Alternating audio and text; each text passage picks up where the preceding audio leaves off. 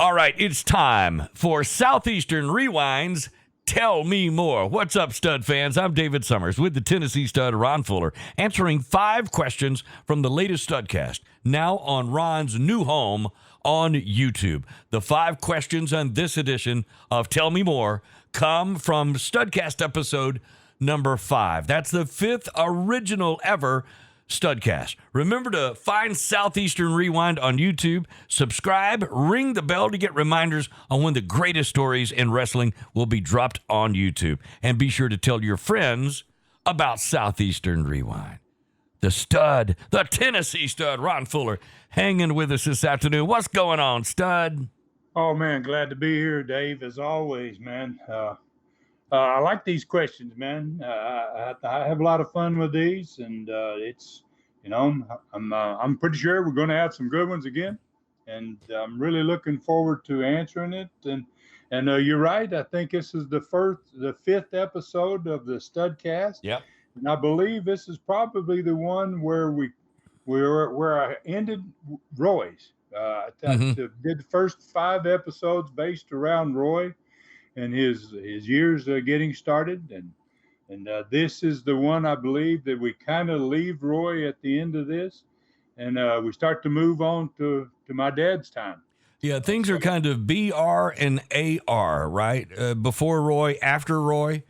That's a good way of putting it. Yeah, Roy deserved exactly a few. He deserved a few chapters in this thing. Absolutely. Hey, dude, you ready to do it? Let's knock it down. All right, let's do it, man. It's always fun because a simple question can bring out a lot of not just your personality, stud, but we find out more about maybe it's Roy's personality or your father or whatever it may be. Here it is. Number 1, Elwood Sandridge says, Ron, are you driving a Cadillac like Roy did? When I was 12, my stepdad was driving a Coupe de Ville 100 miles per hour along a dirt road. Now that's Elwood's stepdad. Yeah. He bought a new Cadillac every year, says Elwood. So what's the tradition? Are you carrying that on? Well, no, I'm not currently driving a Cadillac. I'm currently driving an Infiniti, one of those XS. It's a pretty big vehicle. But I had my Cadillac days, Dave. I can tell you that. And as far as Cadillacs and my family go, let's just start at the beginning, kind of. Since Roy is the beginning, let's go back to Roy and his Cadillacs. I'm going to try to. I'm trying to piece together some ideas here of the way to attack this. But the first car I can ever remember Roy driving, I was probably about 8 years old, and it was a Cadillac. And I'm pretty sure it was one of those long, sleek beauties, man, that probably weighed about 5,000 pounds or whatever it was. Those big old bomb Cadillacs, man. And I don't ever remember him driving anything else after that. And there was probably no plastic in that car. Oh, gosh, man, it would have been a lot lighter. There was nothing but heavy steel in them boys. All man. steel. Even Every the sides bit of it. were made out of steel. Absolutely, yeah. So, and he traded his Cadillac in every year because he drove over 100,000 miles every year. Wow. And, and the wrestler back in those days, this was the 1940s and the 50s. They had long trips, man, especially in the Tennessee territory, like most territories around the country. And back in those days, most of the guys lived in Dyersburg, Tennessee, was just a little north of Memphis, and they'd drive from Dyersburg, Tennessee, deep into West Virginia, man, around 600 miles one way. Wow. And and I don't think, and in fact, I'm almost positive there wasn't an interstate or a freeway anywhere in the southern United States back in those times. No, not at all. No, and the roads were not the best. Oh, horrible roads, man. And you can imagine in West Virginia where they got the ice and all that stuff, it was big potholes and, it was just, every road was a 2-lane road, and extremely dangerous, and if you had one of those, which a lot of wrestlers did, man, horrible head-on crashes with people in those days, which you had on these 2-lane roads, that big old Cadillac was probably your best bet to survive it. You know, you were driving a tank if you got hit by another car, basically. Yeah. So there were other reasons that made good sense though for driving a Cadillac, other than the fact that they were beautiful cars. Obviously, they were huge inside, man, especially way back in the 50s and 60s. They had plenty of room for those classic men, for four wrestlers to get in there, and also had plenty of room to have those car fights. Yeah, right.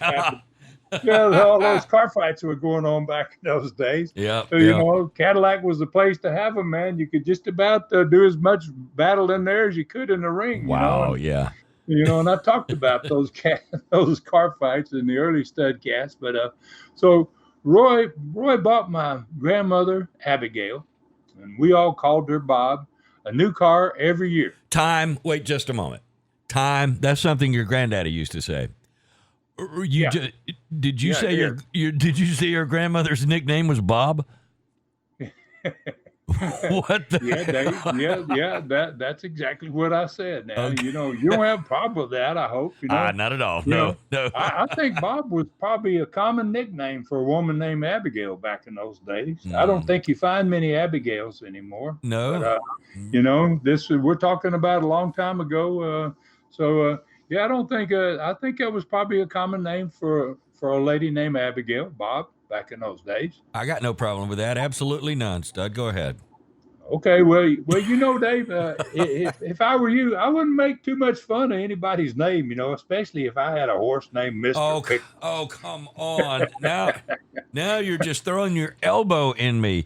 So you make enough jokes about my horse on every Studcast. So, all right, let's go back to your story. Roy bought your grandmother, Bob, a new car every year. What kind of car was it?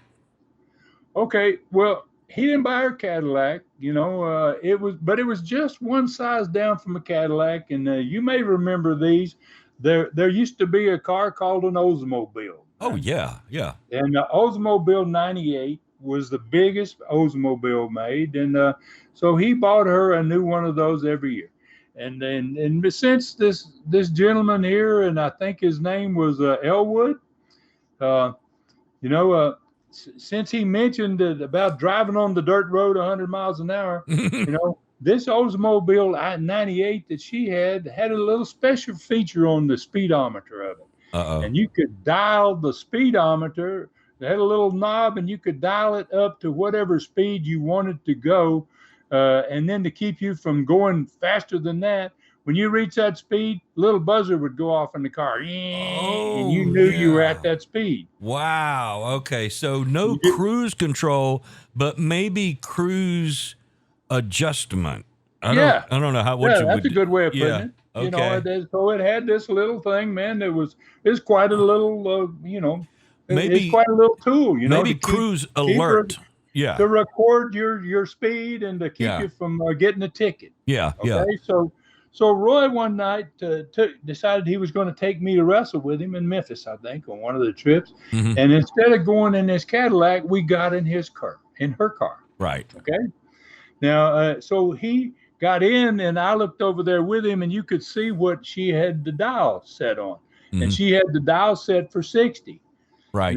Right. And he just reached over there and he wrapped that dial all the way as far as it'd go to 120. Wow. Okay. In other words, he didn't want to hear the buzzer. Yeah. Right. Yeah. Distractions. Okay? Yeah. So Elwood, if you're out there listening, man, the question for this one was, there was my grandfather's dairy.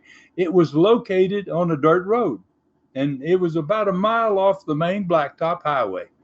So we're in her Oldsmobile. He's flipped that thing over there to 120, and we turn out onto the dirt road, driving down to the main road a mile away. And before we get there, Dave, the buzzer went off. Oh, you're kidding me. He's at 120 on a dirt road? It's a dirt road. Yeah. The buzzer went off. He'd already hit 120. And when he did, I looked out the back window, and there was so much dust. I bet the dust was 100 feet high. I could not see anything out the back window.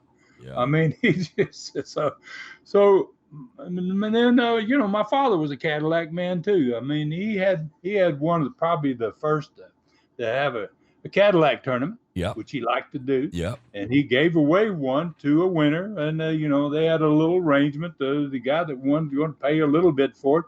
But most of it came from Dad because he got a big crowd. And, so I love that idea. I stole that idea from Dad. And I gave away quite a few Cadillacs in my time with Southeastern, Knoxville, Southeastern Pensacola, Continental, USA, and and I gave away other kinds of cars as well, including vans, especially in Southeastern Pensacola.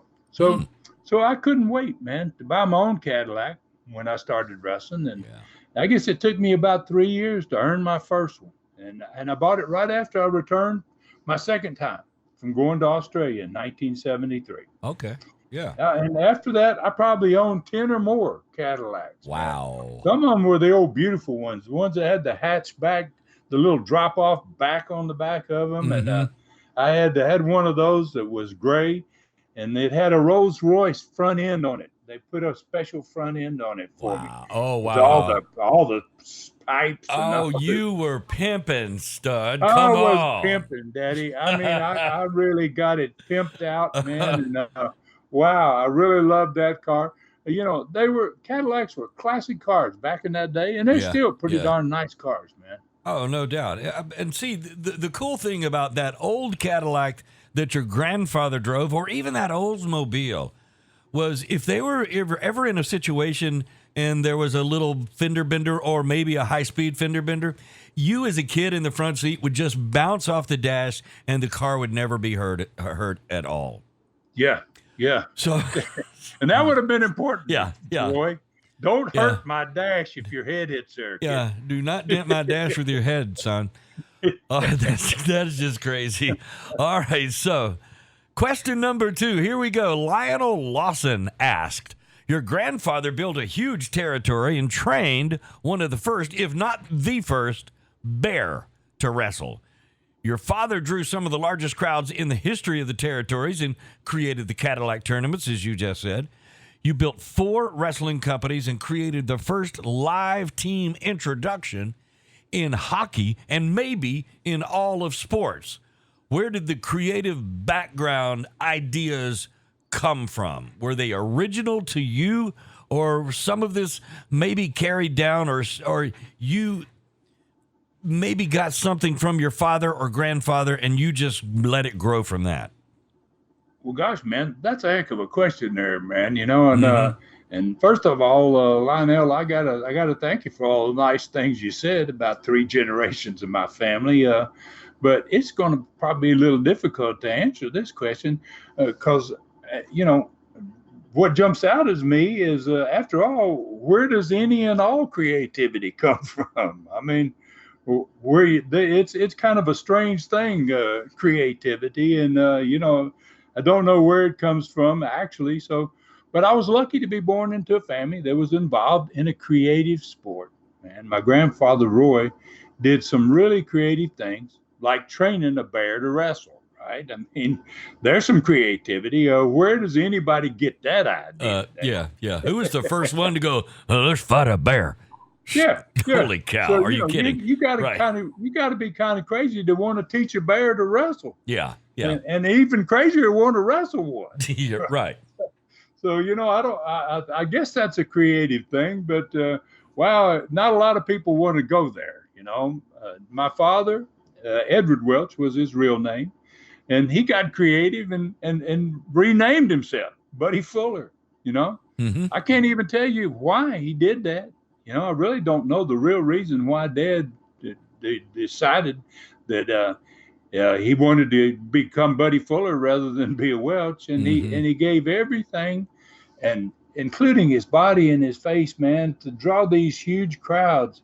Some of them still records to this day by busting himself and other guys hard ways, and I just ran a photo recently of Mario Galento on my social media sites. After one of those record crowds, and wow, when you see the picture, I never seen so many comments. Fans have just went crazy, there was amazing, their commitment to wrestling fans in the business. I tell you, when they did that to each other, wow, you this that, and those matches were somewhat creative, and they were creative in the fact that they were never done like that before. Nobody ever had guts enough to do one since. No, and quickly, let me explain because you taught me this and I didn't know what it meant. Hard ways. When you say by busting himself and others with hard ways, that's what you said. That Yeah. means he balled up his fist and it was a real shot. Yes, yes. Whether it was And that- in the forehead or wherever, but blood was drawn, typically. Yes, yeah. And Dad was very good at it.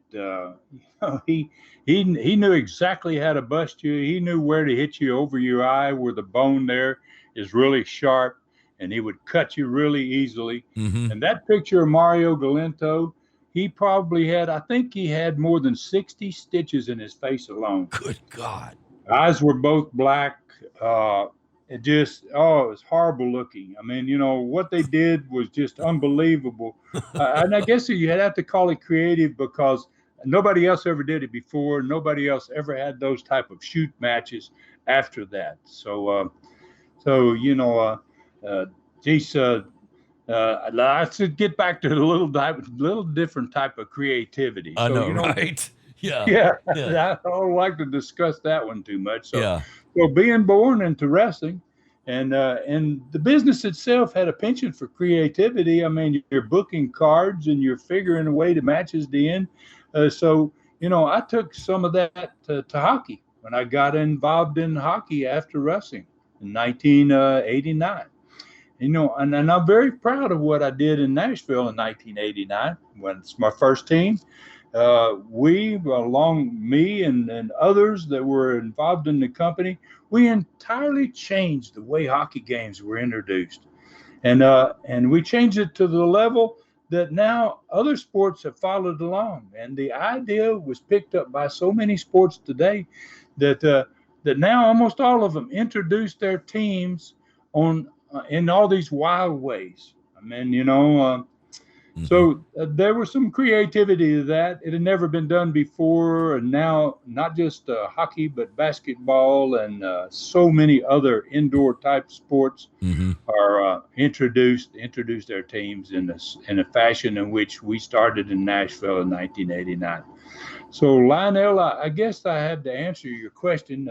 Lots of people, I guess, and I'm sure would say that the three generation of Welches were probably more crazy than creative. Well, we were nuts. I think part of that is when you guys would come out from behind the curtain and the crowd would pop. I think that got a little addictive. And I think you found ways down the line to make that moment even better. You added hockey to hockey. You added music. You added specific announcing and nicknames for the players and that kind of thing. So yeah, got that pop. You're right. I mean, we started getting pops when they would never. Hockey was so bad when I got into it. The first game I ever watched, not only did the crowd not pop, they didn't even clap when the team came out. Yeah, right. Yeah. And we turned that in Nashville into roars, man. Everybody was on their feet before the game ever started. Yeah, and you played with the lights. You turned the lights off, and the crowd goes, "Oh my God, it's about to start!" So anyway, it was built to a fever pitch by the time your announcer hit the music and the lights and started to announce. So anyway, you can certainly see that coming. That's awesome. All right, question number 3. Eric from Alexandria, Louisiana, would like to know: did anyone ever get seriously hurt because of one of Roy's pranks? I imagine if one of those guys had jumped out of the moving car over the rattlesnake, they might have been killed. That's a great question, Eric. I think they would have definitely been killed, to be quite honest with you. And all of that, as far as Roy was concerned, and his pranks, all of that started back in his old days, man. Back in the 1920s, when professional wrestling was just beginning, all the way up into the 50s and the 60s, wrestlers were just prank machines, man. I mean, wow, that's all you wanted to do was pull a prank on somebody. And they were constantly doing these crazy things to each other. So for those that may not have heard the story that Eric alludes to there about the rattlesnake, my brother and I gave Roy a live rattlesnake in 1966, and he sewed his mouth shut and he threw him in his Cadillac on that same day Oh my because he God. was going to make a trip with 3 rustlers that day. Yeah. Yeah. And then he got in his car and he got it up to about 100 miles an hour. And they didn't know the rattlesnake was under the front seat. And he reached down there and slapped the front seat. And boy, that rattlesnake just took off, man. And on that snake he was coiled up. I can just imagine him under there. And them old rattlers on his tail were just going crazy. And all 3 of those guys, boy, they had the back doors and the front doors open, and they were about to exit the car at 100 miles an hour. It didn't make any difference how fast he was going. So and Roy, that was a great prank for Roy. I mean, God, no telling how many guys he got sneaked into his car before the word got around that you don't want to ride with Roy. But then that wasn't the end for that particular rattlesnake, though. After that stunt, he used to carry him into the dressing room, and he'd just walk in the door with this big old rattler, and he'd throw him right into a wrestler's lap. Oh, good God. And most of those guys didn't know that the rattlesnake's mouth was sewed shut, so he couldn't bite you. So I'm surprised guys didn't have heart attacks, a whole bunch of them, Yeah. I guarantee you, Dave, that was the fastest way ever to clear a dressing room, man. And your laundry situation too. Mm-hmm. Yeah, there would probably be some problems with that. Yeah. So, he blew out his hip in the late 1950s, Roy did, after about 30 years in the ring and after he trained Ginger, this bear. And he didn't retire until about 10 years after the hip problem. He just kept wrestling with a messed up hip. And, so when he finally retired, he walked with a steel cane. And that cane kind of became a club for him. It took the place of the rattlesnake that had long since died. Mm-hmm. Now he had this little steel cane to pull his pranks with and to be nasty with and to terrorize his wrestlers with.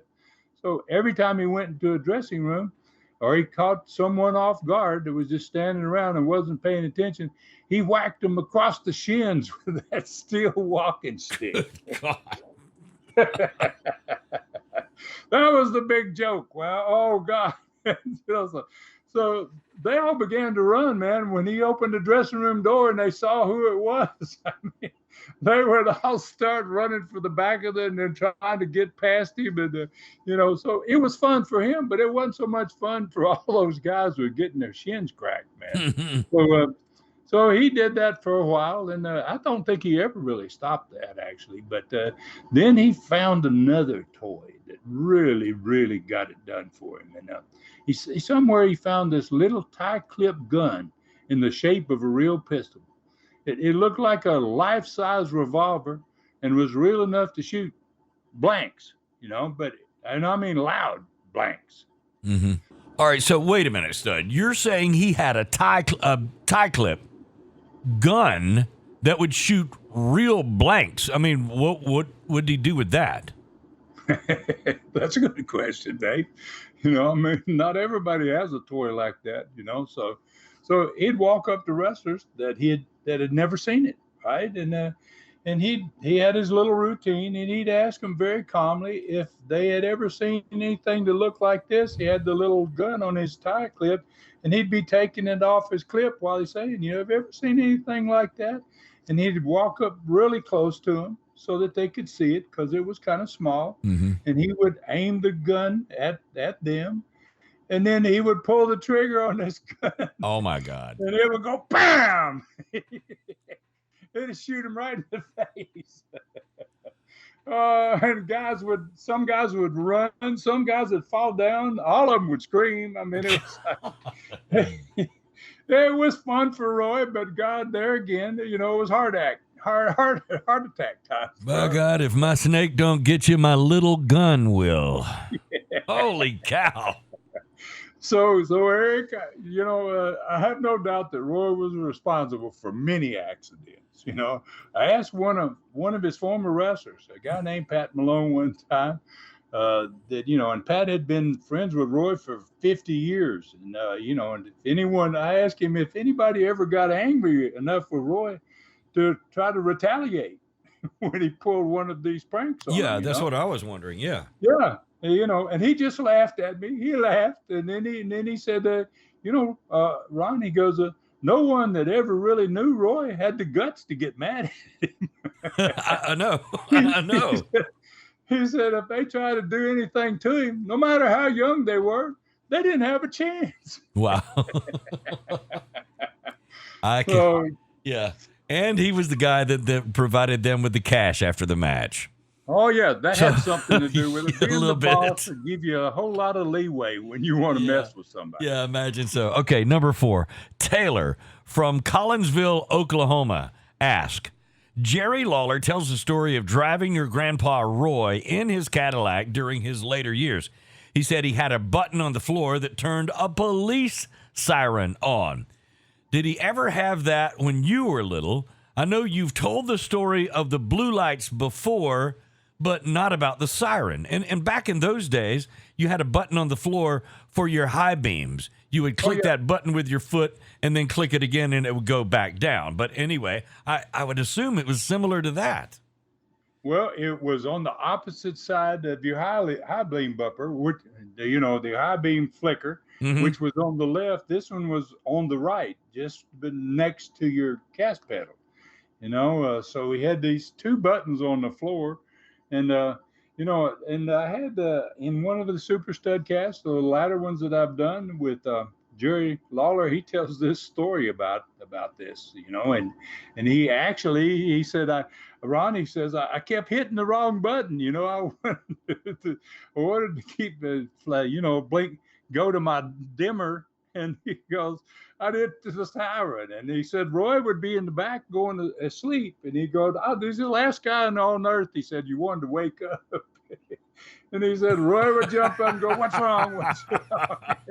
And he said, then he'd have to come and turn it off for me. He said, so that was a pretty funny story that Jerry told. So, Yeah. So Roy's Cadillacs, man, they were equipped with everything to make people on the road think he was some kind of officer of the law, or maybe even the governor of a state. I mean, he mentioned, he mentioned the roads. As I said earlier, they were all 2 lanes back in the day. And when he was driving along, and he got behind the slow driver in the hills or where it was too dangerous to pass, he would sometimes, after following him a long way, he'd get a little perturbed and he'd pick up that blue light that the gentleman here mentioned, Taylor from Oklahoma.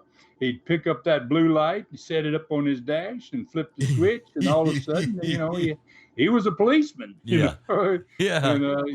And then, if they didn't get over, if the blue light didn't get it done, well, he just reached down there and he flipped the old siren, man. Wow.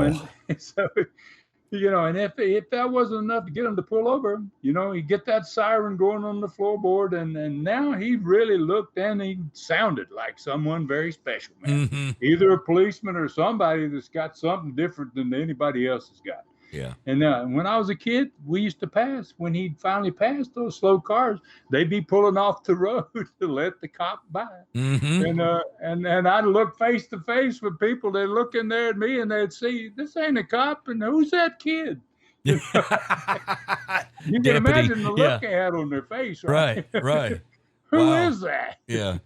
But did he ever get the cops ever pull over about that?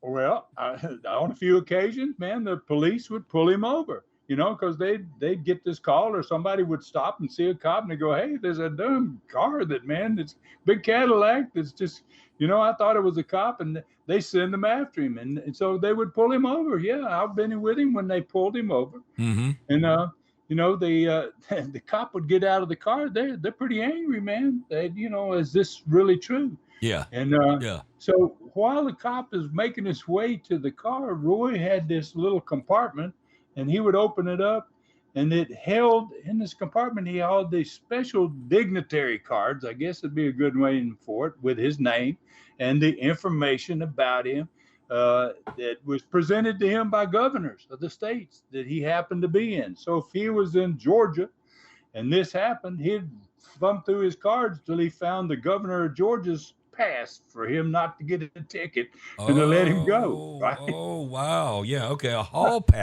pass for driving.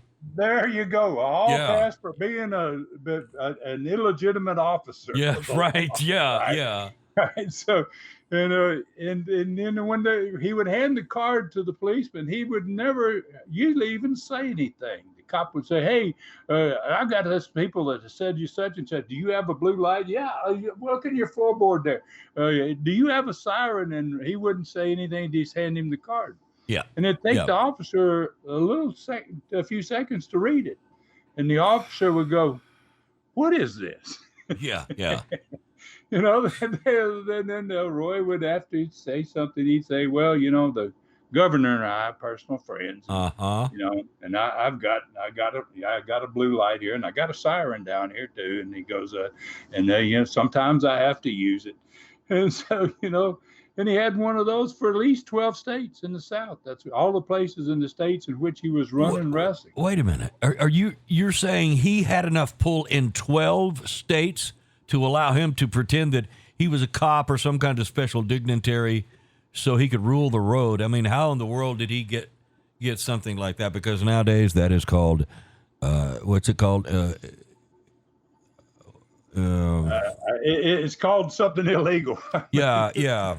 It's something more than you ought to be able to get to acquire from any local official or governor of a state. You know? So, and here's how he did it, Dave. You know, old Roy was a pretty smart old son of a gun, man. You know, and he would give these huge campaign contributions to both guys that were running in every state in the South in those 12 states. Yep, that'll do it. Yep. Yep, you know, and he'd make those big contributions. And he'd make them big enough and large enough that it was going to ensure that he was going to be able to personally meet him, sit down with him, have a short talk, whatever it be. Yeah. And out of that meeting and that big, nice contribution, he was going to get whatever he wanted. Wow. So, and it worked for him darn good, I tell you that. Man, your grandfather, man, he was a pistol ball run. That is something else. Oh man, he was, man. He was respected, he was admired, and God knows he was totally fearless. Totally fearless. Absolutely on that. That's crazy. All right, so number 5. Oh, I see this one coming. Lily Smith from Melbourne, Australia wants to know, Memphis wrestling changed from Roy to Buddy to Jarrett and Lawler. Why did it not get passed down to you? All right, Dave, here we go again. That name Lily Smith, man, it just gets me right away, you know. But before I answer this one, Dave, I got to say something about this crazy Aussie in Melbourne, Australia. Mm-hmm. I mean, and you know him as well as I do by now. You know, Walk Smith is his name. And believe it or not, I think he knows more about American wrestling than maybe any Aussie on earth, man. I would agree. Yeah, I would agree with that. Yeah. And his questions, and this one is a perfect example. His questions are great, and I love answering them. But he has this little dog named Lily that wants to ask his questions through, you know? Yeah.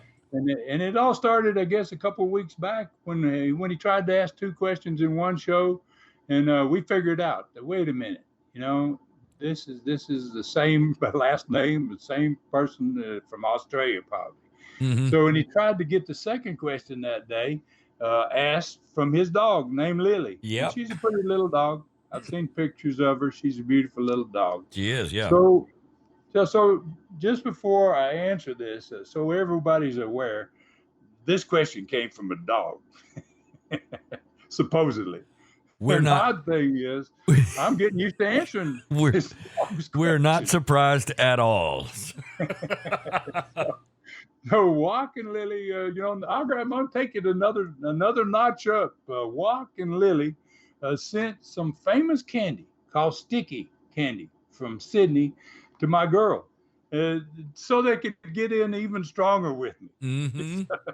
So I'm going to accept these questions. So Walk, you're kind of going too far here, man. Don't need any more candy. That's not going to work. So I don't need any more of that. But I can't turn down your tremendous questions. I got to be honest with that. So here we go. So Lily, you beautiful little thing, man, and she is a beautiful little dog. Mm-hmm. Here's your answer today. Okay. So first, Lily, you ask if Memphis wrestling changed from Roy to Buddy to Jarrett and Lawler. I assume that you're talking about did it change ownership? So by change, I assume, Lily, you mean the ownership of the wrestling rights to Memphis. And did they change in that order? And why didn't I get part of it when my dad passed? Mm-hmm. So the city of Memphis has one of the most impressive wrestling histories of any city in America. Wow, it is a phenomenal wrestling city, but it wasn't always that way. So, Roy, let's just go back and cover Memphis's history, a little bit of it. Roy and my partner, and his partner, not my partner, God, thank God, Nick Goulas wasn't my partner. Roy and Nick Goulas in the early 1950s owned all of Tennessee. They owned Memphis. They owned Nashville. They owned the Tri-Cities, Johnson City, Bristol, Kingsport. They owned most of Chattanooga, and they had a booking fee they were getting out of the promoters in Knoxville, the Kazana brothers. So I don't know the actual entire Memphis story as a wrestling city before my father moved us there in 1958. After he had developed and built the Gulf Coast Wrestling Company with Roy's blessing, he ended up going to Memphis. And when he arrived there, I was just 10 years old at that point. And there was a promoter there that had somehow, and I believe he probably bought Memphis from Roy and Nick. But his name was Les Wolf, and he was out of Texas. Now, I don't know the story behind that sale or how Les Wolf came to own Memphis, but Roy and Nick weren't in it at this point, and that was in 1958. But I bet that's a fascinating story of how that went down. So, Lily, that chain of events you asked about, starting with Memphis, going from Roy to Buddy Fuller. My father actually started with a guy, not Roy, but he actually started with Les Wolf. Hmm. So that's how Dad got involved in Memphis. Wasn't through Roy, but it was through a guy named Les Wolf. So Memphis was a totally dead city for wrestling in 1958 when this ownership changed hands from Dad, from Les Wolf to my father. And my father did an absolutely phenomenal job of making wrestling king of sports in Memphis. I don't think there's anyone in the sport that can deny that, man. In less than 2 years, he took Memphis from an opening night crowd, the first event there that we went to, and me as a kid, with 300 people, to almost 30,000 in a baseball stadium less than 2 years later. Wow. You know, and then that was a Cadillac tournament of all things. Yeah. We started the show here with a Cadillac. So Memphis became one of the hottest wrestling cities in the world during that 2 years. It went from a city no one wanted to one that everybody wanted, man. If you were in wrestling, you would have loved to have that town. So that's where Roy and Nick came back into the picture. Now, Roy and Nick wanted Memphis back. Roy leveraged his tremendous political strength in the state to get control of the Tennessee Athletic Commission.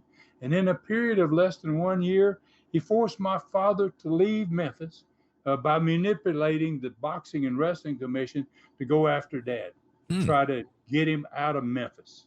Say you can't promote the way you want to, you can't promote here at all anymore. Wow. And when he left, Roy and Nick moved back into Memphis. So when we had arrived there in 58, Memphis was a dead wrestling city, and by 1960, we were gone. Memphis was a powerhouse in wrestling at that time. So Jarrett, how he came into the picture. He came years later, Jerry became real close with Roy, and he started wrestling. First, he wrestled for Roy in Memphis. Then he started to book for Roy in Memphis, and he became real tight with Roy. They both, Roy and Nick at that point, owned the city, and the city continued to flourish, man. It's just a great wrestling city. But about 16 years later, when Roy died, Jarrett had become very powerful there. And Roy left his part of Memphis. Jerry, basically, at this point, Nick was pretty much involved, but, Jerry was really strong there in Memphis. And Roy left his part of Memphis to my father. So my father and Jerry kind of became partners. Now, Nick Goulas was kind of upset with this, but the relationship in Tennessee was really different from most territories. Nick was running everything else in the state, and Dad and Jarrett were only involved in Memphis. So Nick was willing to do that. He said, "Okay, if I can have everything else, I'll let you guys have Memphis." And so this agreement, didn't last long. Nick got greedy. He saw his town's going down, and Memphis was just busting, 11, 10, Wow. 11,000 a show. And Nick decided he's going to come in, put TV in Memphis, and try to take Memphis away from him. Wow. Okay. So they had a little war there, 1977. So long term, my father and Jerry Jarrett weren't able to see eye to eye. They forced Nick out. Nick's territory went dead because of the way he was running it. And that's how southeastern Pensacola ended up buying Birmingham and owning Birmingham. It's through all this deal while it's going down. But then my father and Jerry were partners, and then they didn't see eye to eye, and Jerry bought my dad out of Memphis in the early 1980s. So that's the answer to the last part of your question, Lily. Why didn't any part of Memphis pass down to me? Because my father had sold his half to Jerry Jarrett. Wow. And it was about that time that Jerry Lawler and Jerry Jarrett made a deal to become partners there, because Lawler was such a strong star for him that and threatened to leave Jerry. And Jerry said, "Hey, look, if we can become partners, will you stay?" And Jerry Lawler stayed in Memphis. So city of Memphis is a tremendously historic wrestling city. And oddly enough, Dave, it was one of the last cities to fall as the WWE marched toward ending wrestling as we all knew it. Wow. What does that say about Roy and Jerry, who partnered in one city, and Nick Goulas had the rest of the entire state and couldn't keep up with Memphis? Right.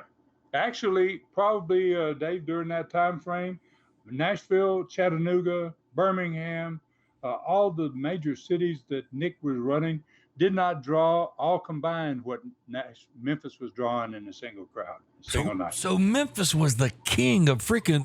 That was the king of sports location. It was the king of wrestling, man. I mean, it was the city, one of the best wrestling cities in the world, and starting in about 1959, and it really never died off until WWE came in and killed it all. Wow, that's it, man. That's interesting. It's fun to hear you tell those stories. And quick word for Walk Smith down in Australia. Ron asked me to ask you to please just stop bribing him and send money to his co-host. All right, so where were? Hey, Ron, another excellent job. And all of this is, you're going to find this on YouTube. So all of this goes along with everything else that's happening on the Southeastern Rewind channel. And there you have it. It's another edition. Dave, before we go real quickly here, I want to thank all of these people that have subscribed in the first 5 weeks. Absolutely, basically. yeah. And tell them that it's all coming, man. We really have not got the ball rolling yet. It's not going to be long until they're going to start seeing the original USA TV shows.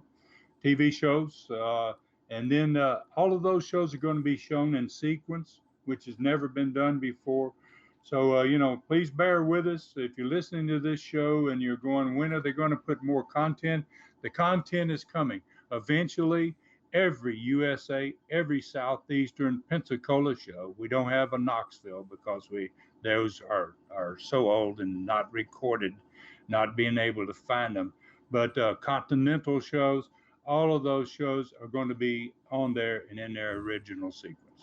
Well, that's how it goes, and it's in its infancy, and it's going to get so absolutely so much larger. All right, and listen, remember to find Southeastern Rewind on YouTube. Hit subscribe, ring the bell to get reminders on when the greatest stories in wrestling will be dropped on YouTube. And when you ring the bell, that means the stud will come back and ring your bell so you'll know what's going on. And be sure to tell your friends about Southeastern Rewind. Hey, another fun job this week, Ron. Let's do it again next week. Thank you, my man. I appreciate it, Dave. You got it. For Ron Fuller, I'm David Summers. We'll be back soon with another Tell Me More.